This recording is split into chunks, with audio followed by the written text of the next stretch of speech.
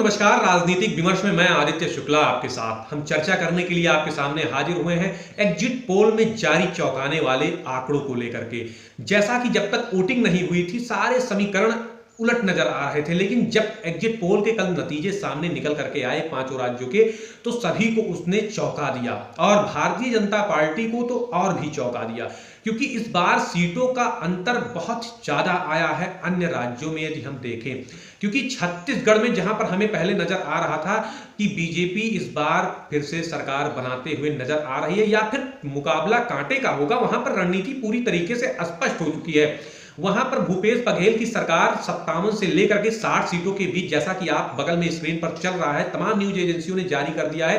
कि छत्तीसगढ़ में पुनः कांग्रेस की सरकार लौट रही है, भूपेश बघेल की सरकार लौट रही है। तो वहीं पर राजस्थान में भी वही हाल है, जहां पर राजस्थान में पूरा आत्मविश्वास था भारतीय जनता पार्टी का और तमाम राजनीतिक विश्लेषकों का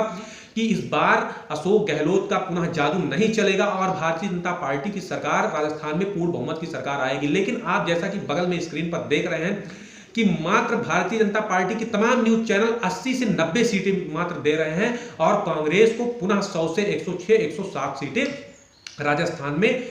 कांग्रेस को मिल रही हैं। केवल राज्य मध्य प्रदेश में हम देख रहे हैं जहां पर भारतीय जनता पार्टी की पूर्ण रूप से सरकार बनती हुई नजर आ रही है और वहां पर कांटे की टक्कर हम नहीं कह सकते हैं, क्योंकि वहां पर कांग्रेस और भारतीय जनता पार्टी के बीच में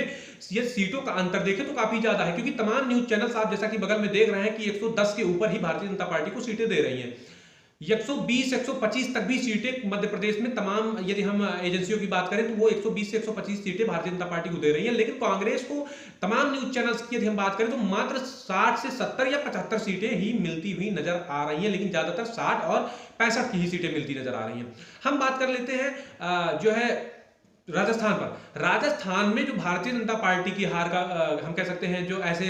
नकारात्मक परिणाम आए भारतीय जनता पार्टी के लिए, हम कह सकते हैं कि भारतीय जनता पार्टी ने 2018 की बाद से राजस्थान में एक बेहतर विकल्प जनता के सामने नहीं पेश कर पाई। जैसा कि अशोक गहलोत के सामने एक विकल्प की आवश्यकता थी, केवल जैसा कि राजस्थान में हमने अशोक गहलोत और सचिन पायलट में नाराजगी देखने को मिली, वैसा ही भारतीय जनता पार्टी के आपसी खेमे में भी लड़ाई देखने को मिली, क्योंकि वसुंधरा राजे की नाराजगी स्पष्ट रूप से 5 साल झलकी और इस चुनाव में एक कोई बेहतरीन चेहरा भारतीय जनता पार्टी नहीं पेश कर पाई। उसके पास विकल्प थे लेकिन शायद वो करने में कहीं ना कहीं असफल रही, क्योंकि विकल्प के रूप में हम बेहतरीन विकल्प हम देख सकते हैं राजस्थान के लिए राज्यवर्धन, युवा विकल्प राज्यवर्धन राठौड़ को हम देख सकते हैं, दिया कुमारी को देख सकते हैं, जो ये सभी लोकसभा के सदस्य रहे हैं और इस बार चुनावी मैदान में भी थे।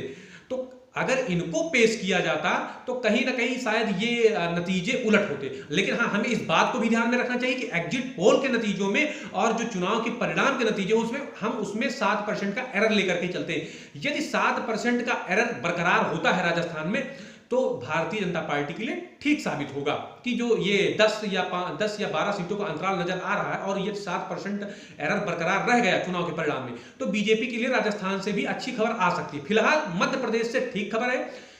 हम कह सकते हैं छत्तीसगढ़ से भी ठीक खबर भाजपा के लिए नहीं है, क्योंकि जिस प्रकार से 2018 के बाद से रमन सिंह एक बेहतर विपक्ष की भूमिका नहीं निभा पाए, एक बेहतर जैसा कह सकते हैं कि एक सदन में बैठ करके सरकार को घेरना, वो चीजें सामने कहीं भी तस्वीरों के माध्यम से निकल करके नहीं आई। रमन सिंह कहीं भी भूपेश बघेल की सरकार को घेरते हुए नजर नहीं आए, इसलिए हम कह सकते हैं कि ये सारे नेता कहीं ना कहीं एक जो विपक्ष की भूमिका थी उसमें असफल रहे। बात रही मध्य प्रदेश की, शिवराज सिंह चौहान कि 2018 में जब शिवराज सिंह चौहान की सरकार वहां पर गिरी थी,